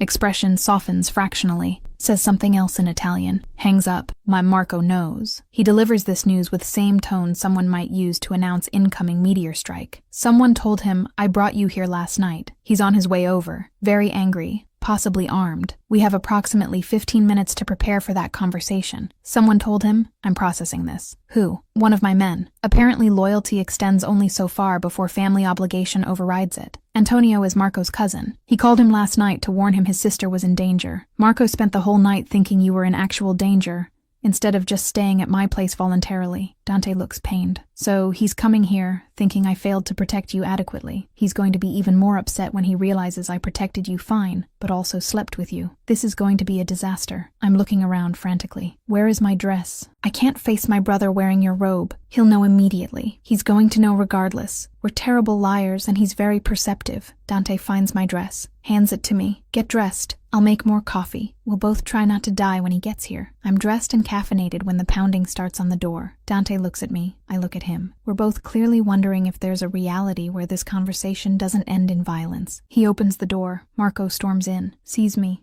sees Dante, sees the overnight situation written all over both of us. You slept with my sister. Not a question. An accusation delivered with barely controlled rage. You brought her here, put her in danger, and then you slept with her. Yes, Dante doesn't deny it. All of those things happened. In that order. I'm not apologizing for protecting her, but I am sorry you had to find out this way. Marco looks at me. Did he hurt you? Force you? Because if he did, I will end him regardless of our friendship. No. God, no. Marco, I'm fine. I wanted to be here. Wanted all of it. I'm stepping between them. This isn't what you think. We've been dating. Kind of. It's new, but it's consensual and real. And you need to calm down before you do something violent that we all regret. Dating. Marco repeats the word like it's foreign. How long? 2 weeks officially. 6 months unofficially in terms of unresolved tension. Dante's being honest. Dangerously honest. I care about her. This isn't casual. I'm not using her. I'm trying very hard not to ruin this despite every instinct telling me I will. Marco looks between us. Processing. I can see him cycling through anger and protectiveness and the reality that his best friend and his sister are apparently together now, and he has to find a way to accept that. Wham, if you hurt her, he starts. You'll kill me. I know. Get in line behind all the other people who want me dead. Dante's not backing down, but I'm not planning on hurting her. I'm planning on keeping her safe and being honest and trying not to sabotage this like I sabotage everything else. That's the best I can offer. Not good enough. Marco's jaw is tight. She deserves better than someone who's going to get her killed with his lifestyle choices. You're right. She does. But she chose me anyway. So unless you're planning on locking her in a tower and making decisions for her, you're going to have to accept that she's capable of assessing risk and choosing to take it. Dante's voice is controlled but firm. I'm not asking for your blessing. I'm telling you what's happening and hoping you can accept it without ending our friendship. The silence stretches. Heavy. Dangerous. I'm holding my breath waiting to see which way this goes. Finally, Marco exhales. Fine. You can date my sister, but if anything happens to her, If she gets hurt because of you, friendship is over. We're clear. Crystal, Dante extends his hand. Thank you for not killing me immediately. That's more restraint than I expected. Marco shakes his hand, looks at me. You're sure about this? About him? Because you can still walk away. No judgment. I'm sure. Terrified, but sure. He's worth the risk. I'm smiling despite the tension. Now, can we all stop acting like I'm some damsel who needs rescuing and maybe have breakfast like adults who aren't threatening each other? Fine. Breakfast. But I'm watching you, he points at Dante. And if I see anything I don't like, we're having a different conversation. Noted. Dante's already moving toward the kitchen. How do you feel about omelets? I make excellent omelets. And just like that, the crisis passes. We're having breakfast. Marco is glaring at Dante. Dante is pretending not to notice. I'm eating eggs and marveling at how my life became this complicated this fast. But looking at Dante, seeing him navigate my brother's protectiveness with grace, watching him try to be better than he thinks he's capable of being, I don't regret any of it. Not the hotel, not the danger, not last night, not this morning. All of it led here, to breakfast with my brother and my boyfriend, who are both dangerous men trying very hard to be civil for my sake, and that's worth every complication. Chapter 7. The Almost Loss. 3 weeks after Marco finds out, everything feels almost normal. Almost. Because normal doesn't include armed guards outside my apartment building, or Dante insisting someone drive me to work every morning, or the way he tenses every time his phone rings like he's expecting bad news about my safety. You're doing it again. I'm looking at him across his desk, where we're supposedly reviewing contracts, but he's actually just staring at his phone waiting for it to betray him. Doing what? He doesn't look up. The thing where you mentally catastrophize every possible threat while pretending you're fine. It's your tell. You get this line between your eyebrows that only appears when you're convinced something terrible is about to happen. I'm closing my laptop. What's wrong? And don't say nothing because we agreed on honesty. He sets down his phone finally, looks at me with exhaustion that's become familiar over the past weeks. There's been chatter. People asking questions about you, about us, about whether targeting you would be effective leverage against me. My stomach drops. How much chatter? Enough that I've tripled your security without telling you because I knew you'd argue it was excessive. He's watching my reaction carefully. Enough that I've considered pulling you from the office entirely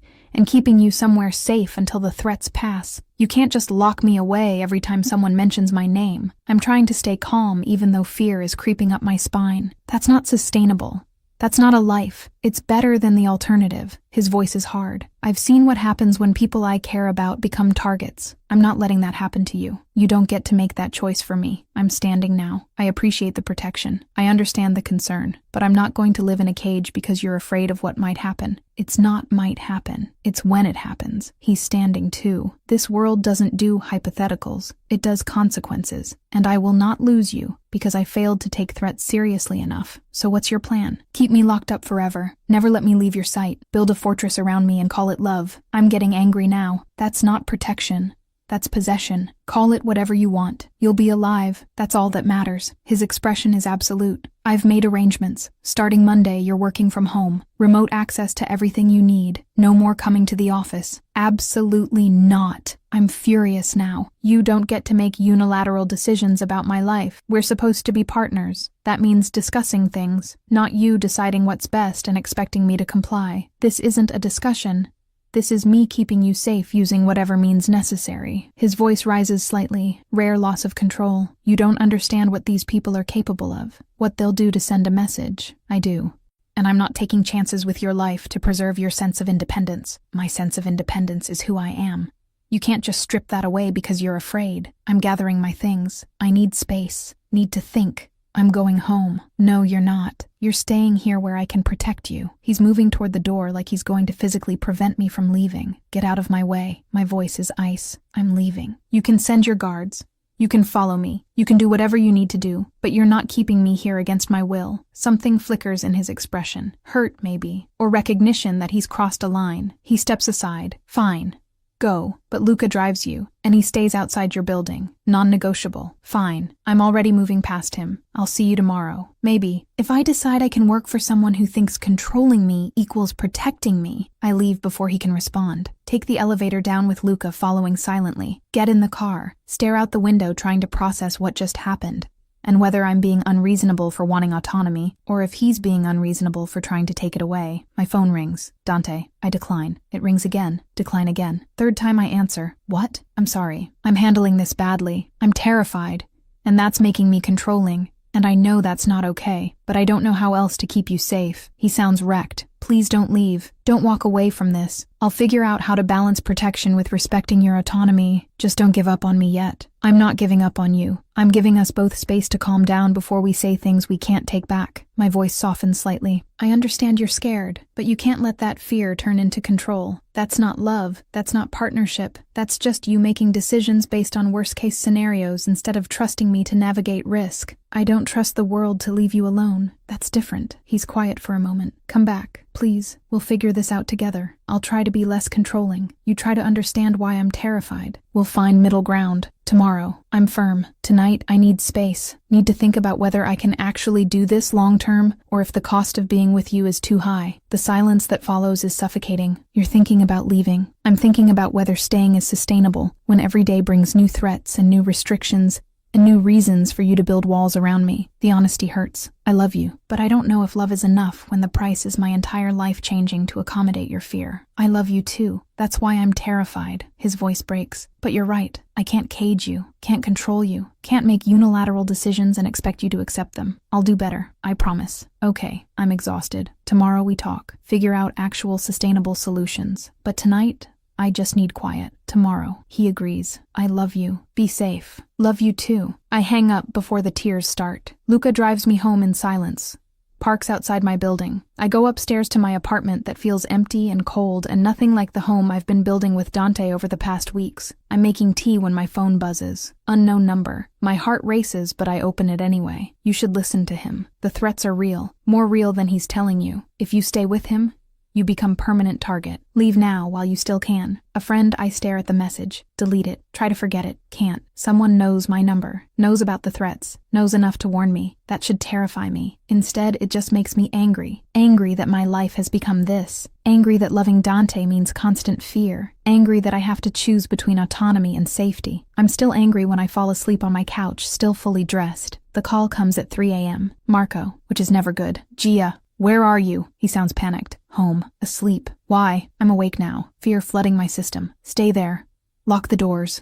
Don't leave. Don't answer the door for anyone except me or Dante. He's moving. I can hear it. There was an incident. Someone tried to grab Sophia. She's fine. Guards got her. But they mentioned you by name. Said you'd be next. My blood runs cold. They went after Sophia. Failed. She's at Dante's now. Safe. But this is escalating. You need to... The line cuts off. I try to call back. Nothing. Try Dante. Straight to voicemail. Try Marco again. Same. My door explodes inward. I don't think. Just run. Toward the bedroom. Toward the window. Toward anything that isn't the 3 men now in my apartment moving toward me with purpose that makes my survival instinct scream. I almost make it. Almost get the window open. Almost get away. Then hands grab me. I scream. Fight.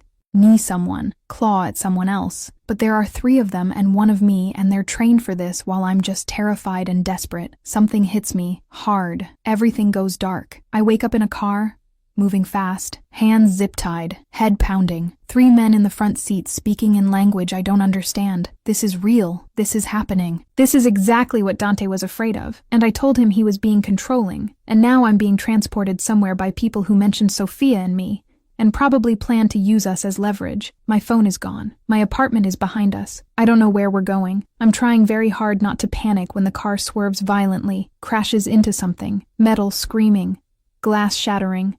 Pain everywhere. When I can think again, there are new voices, gunfire, shouting, someone pulling me from the wreckage. I'm trying to see who, trying to focus. I've got you. You're safe. Stay with me. Dante's voice, Dante's hands. Dante's face above me looking more terrified than I've ever seen him. Sophia? My voice doesn't work properly. Safe. At home with guards. This was about you. Only you. He's checking me for injuries. Where are you hurt? What did they do? Hit me. Took me. Car crashed. Don't know what happened. I'm shaking now. Shock setting in. You came. Of course I came. Luca called when they breached your building. I've been following, trying to intercept. When they crashed, He stops. Swallows hard. I thought I lost you. Thought I was too late. You weren't. I'm here. I'm okay. I'm crying now. You were right. About the threats. About the danger. About everything. I don't care about being right. I care that you're alive. He's lifting me, carrying me toward another car. Hospital. Now. You're getting checked. Then we're having a very different conversation about safety. I'm sorry for not listening, for leaving angry, Stop. This isn't your fault. This is mine for not handling the threat better, for letting you leave when I knew it wasn't safe, for failing to protect you." His voice is wrecked. "I'm sorry. I'm so fucking sorry." We're in the car. He's holding me. I'm bleeding from somewhere but can't tell where. Everything hurts, but I'm alive. We're both alive. I love you. I need him to know. Even though this is terrifying, even though dating you means being kidnapped and threatened, I love you. I love you too. That's not changing. He's stroking my hair, but everything else is starting now. No more half measures. No more hoping threats pass. We're fixing this permanently. How? I'm fading. Exhaustion and pain winning. By making sure everyone knows that touching you means war they can't survive. By eliminating every threat before they become action. By doing what I should have done weeks ago, instead of trying to balance mercy with protection. His voice is absolute. You're mine. That means you're untouchable. And I'm making sure the entire world understands that. I'm unconscious before we reach the hospital, but I hear him, hear the promise, hear the shift from afraid to determined. And I know that whatever comes next will be different, because Dante Moretti just almost lost what he loves, and men like him don't make that mistake twice. Chapter 8. Real Redemption, Without Easy Promises. I wake up in a hospital room that's too quiet and too white, and has Dante sitting in a chair beside my bed looking like he hasn't slept in days. How long? My voice is rough. Throat dry. 18 hours. Concussion. Bruised ribs. Cuts that required stitches. Nothing permanent, but enough that they wanted to monitor you. He's beside me immediately, hand finding mine. How do you feel? Like I got kidnapped and then was in a car crash. So not great. I'm trying to sit up. He helps without being asked. What happened? After I passed out, I handled it. His voice is flat. Final. The men who took you won't be taking anyone else. The people who ordered it received a message they won't forget, and I've made arrangements to ensure this doesn't happen again. What kind of arrangements? I'm searching his face for clues. The kind we don't discuss in hospitals where conversations might be overheard. He's stroking my hair gently. The kind that required me to do things I'm not proud of, but won't apologize for because they were necessary to protect you. You killed them. Not a question. Yes. No hesitation. No guilt. And I'd do it again. We'll do it again if anyone else decides you're acceptable collateral damage in their war with me. I should be horrified. Should be afraid of what he's capable of. Should recognize this as the moment where I see him clearly and decide he's too dangerous to love. But lying here in a hospital bed because someone tried to use me as leverage, all I feel is relief that he's the kind of dangerous that protects instead of threatens. I'm not going to apologize for being glad they're dead. The honesty surprises us both. Does that make me terrible? It makes you human. They tried to hurt you. You're allowed to be glad they failed and won't get another chance. He's sitting on the edge of the bed now. But we need to talk about what happens next. About whether you can actually live with what being with me means long term. I'm listening. I'm holding his hand, grounding myself in the fact that we're both here and alive. I can't promise this won't happen again. I can minimize the risk. I can eliminate current threats. I can build better security and be more proactive about protection. But I can't guarantee your safety as long as you're with me, because I have enemies who'll always look for weakness, and you are my weakness. His voice is controlled, but I hear the pain underneath. So,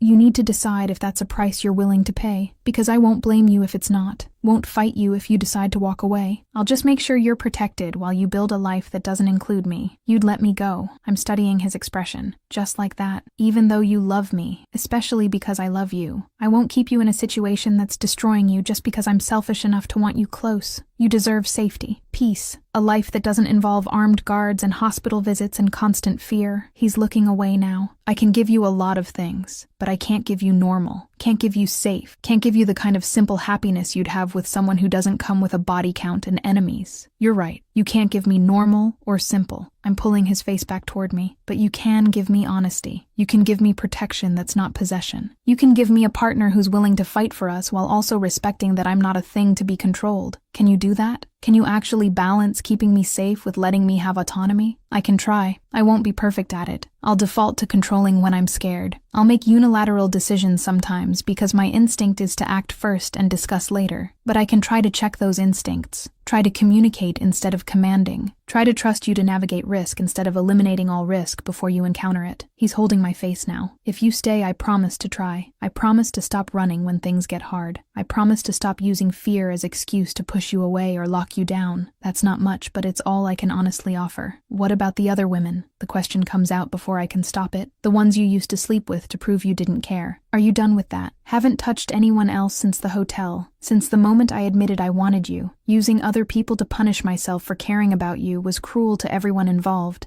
and I'm done with it. His voice is absolute. If I'm with you, I'm with you. Completely. No hedging. No safety nets. No keeping options open in case this doesn't work. I'm all in, or I'm out. There's no middle ground for me. And if it doesn't work, if we try this and it's too hard, if the threats keep coming and I can't handle it, I need to know what failure looks like. Then we end it honestly. No ghosting. No cruel words designed to push each other away. No manufactured fights to justify ending something that just isn't sustainable. We acknowledge it didn't work and we both move forward. He pauses. But I'd like to try first. I'd like to see if we can actually build something that survives the complications. Because you're the first person in 15 years who's made me want something beyond just survival. Okay. The word feels like jumping without a net. We try. For real this time. No half measures. No you pulling back when you get scared. No me pretending I'm fine with things that bother me. Actual partnership where we figure things out together. Okay, he's kissing me. Gentle. Careful of my injuries. But you're staying at my place until the threats are neutralized. That's not negotiable. I can't sleep knowing you're somewhere I can't reach if something happens. That's reasonable. I can work with that. I'm already making mental calculations about what I'll need from my apartment. But you're not keeping me prisoner.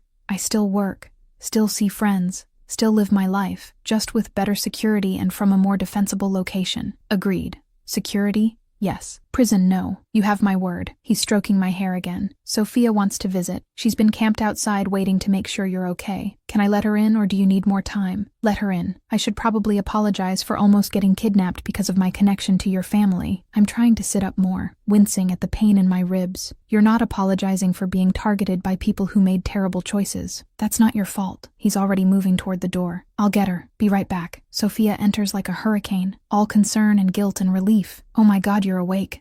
I've been so worried. This is my fault. If they hadn't tried to grab me first, they wouldn't have... Stop. I cut her off. This isn't your fault any more than it's mine. This is the fault of people who thought threatening women was acceptable strategy. You and I are both victims here. We're not taking responsibility for other people's violence. Dante said the same thing, but I still feel terrible. She's sitting on the other side of the bed. You got hurt because you're dating my brother. That's on our family. I got hurt because someone made a choice to hurt me. Your family is the reason I'm alive. Dante came for me. His people found me. His resources got me here safely. I'm taking her hand. I'm not blaming you. I'm grateful you're okay, and that we both survived something that could have gone very differently. We talk for an hour about fear and safety, and what it means to love men who operate in shadows, about Marco, and how he's been alternating between furious at the people who did this, and guilty that he didn't prevent it, about how their family has always been complicated, but they protect their own fiercely. When she leaves, I'm exhausted again.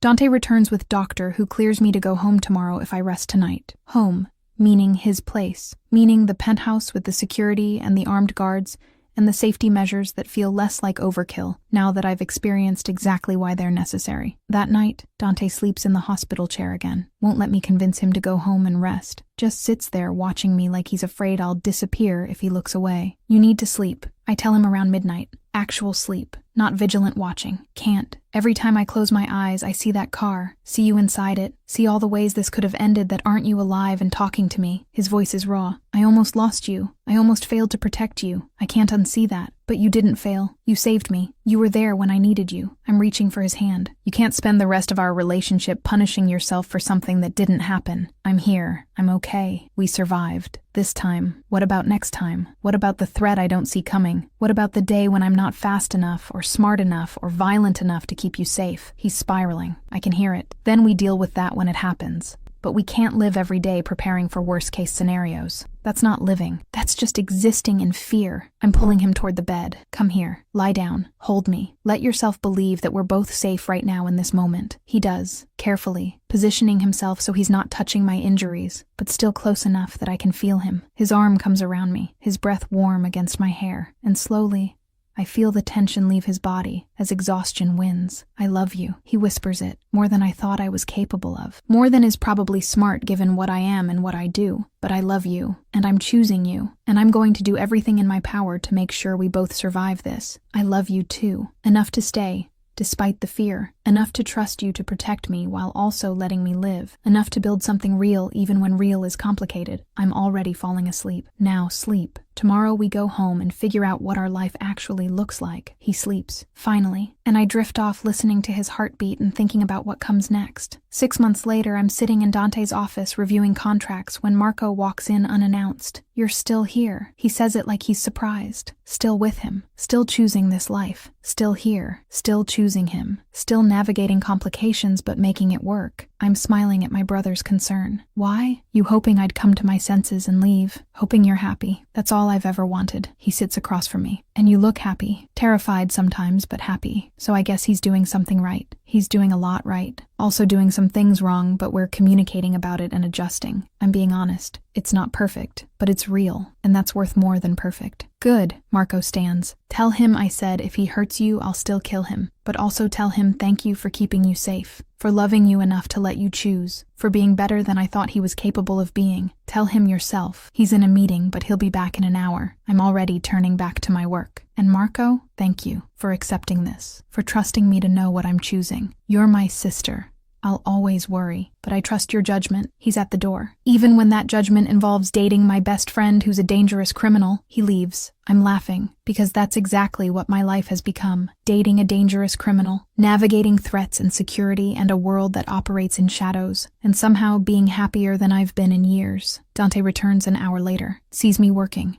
Smiles that rare, genuine smile reserved for moments when he's not performing control. "Marco was here. Said to tell you he'll kill you if you hurt me, but also thank you for keeping me safe." I'm grinning at his expression. I think that's as close to approval as you'll get from him. I'll take it. He's pulling me up, kissing me properly. "How are you feeling? Any pain? Need anything?" "I'm fine. Ribs are healed. Stitches are out. Doctor cleared me for all activities including the ones you've been avoiding because you're afraid of hurting me." I'm giving him a pointed look. "We can stop treating me like I'm breakable now." "Noted." His smile turns dangerous. "Finish your work. We're leaving early. I'm taking you home.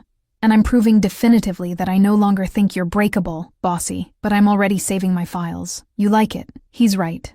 I do. We leave the office, drive home together, to the penthouse that's become our home instead of just his, to the life we've built that's complicated and dangerous and absolutely worth every risk, because this is real. This is love that survived kidnapping and threats and fear and doubt. This is partnership between two people who are both broken and both trying, and both refusing to let complications destroy what we've found. It's not perfect, but it's ours, and that's everything. Now, fun facts from our story to enrich my subscribers' vocabulary. The psychology of forced proximity. 1 room. 1 bed is a real phenomenon. Forced closeness accelerates emotional intimacy 3x faster. A 2019 MIT study showed that sharing a small space for more than 8 hours increases dopamine to levels similar to new love. And the brain interprets surviving discomfort together as evolutionary bonding. In the story, the hotel forces a proximity they'd been avoiding for 6 months, and waking up tangled together means the brain decided for them. It works because it removes escape as an option and forces the tension to be processed. Relationships that start with forced proximity last 40% longer because they're built on authenticity under pressure. The Italian Mafia and protection of women. Real code versus Hollywood.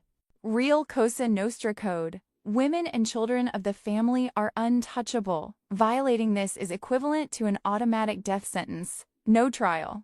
In the story, attacking Sofia, Isabella breaks the code and justifies Dante's lethal response. Hollywood gets it wrong by showing mafias killing families casually. In reality, anyone who does that is asking for their own death. The only exception is during inter-family wars, when the code is temporarily suspended. Dante permanently eliminating the threat is realistic, not Hollywood. This story isn't about sharing a bed, as much as we love that. It's about conscious choice. Dante spent 15 years convinced that love equals weakness, that attachment equals vulnerability, that the only way to survive is to never need anyone. It worked until her. Isabella didn't fix him. She didn't heal his trauma. She simply refused to accept the version of himself he presented as final. When he said, "I'm incapable of loving," she asked, "Incapable or afraid?" When he tried to push her away for her own good, she said, "I decide what's good for me." And he tried. He relapsed. He went cold again when stressed. But when confronted, he apologized. He adjusted. He tried. 6 months later, they didn't become a perfect couple. He's still a dangerous stone. She still lives with security. But they're happy because happiness isn't the absence of problems. It's the presence of someone who faces problems with you. He didn't promise to become a different man. He promised not to run when scared. He promised to communicate instead of disappearing. And she didn't stay because he's perfect. She stayed because he's honest. The lesson isn't date dangerous men, it's date people who are honest about who they are and consciously decide if you can live with that. Dante hid nothing. He said, "This is me. With danger, you decide." She decided consciously and built a life that works for her. Honesty is perfection. Always. The next story is coming. Till next time, darling.